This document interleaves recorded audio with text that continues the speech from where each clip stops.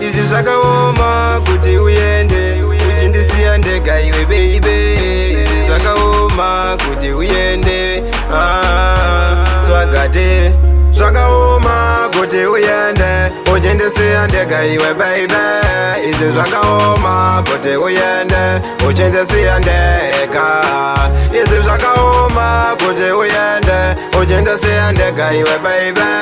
Izvi zvakaoma kuti uende uchindisiya ndega. Kana zviri izvozvo iwe zvawafunga, ini handingagomerereka munzira yako. Una rangarirawo mazuva aya, zvinhu zvose pazvaifaya taiwirirana. Ini handina kunge ndaziva kuti murudo rwedu rima richapindapo tikazotoparadzana. Asi kakaunoenda kauzandikanganwe, rangarirawo rudo karwandaikupa. Asi zvakaoma kuti uende uchindisiya ndega iwe baby. Izvi zvakaoma kuti uende uchindisiya ndega. Izvi zvakaoma kuti uende uchindisiya ndega iwe baby. Izvi zvakaoma kuti uende uchindisiya ndega. Kana ndakakutadzira ndiregerere, ona Jesu wani iye akatiregerera. Kana kuzama ndaizamawo pandinogona, iri vavariro yedu isu tichembedzane. Ini handina kunge ndaziva kukosha kwepoto, ndakatozozivawo ndakuda kubika. Ndipo pandakati kacheu, ini cheu, wanike ingawo mafuta hapana. Zvakaoma kuti uende uchindisiya ndega iwe baby.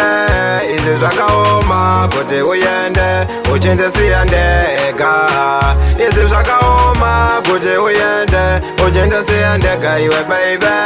Izvi zvakaoma kuti uende uchindisiya ndega. Kana zviri izvozvo iwe zvawafunga, ini handingagomerereka munzira yako.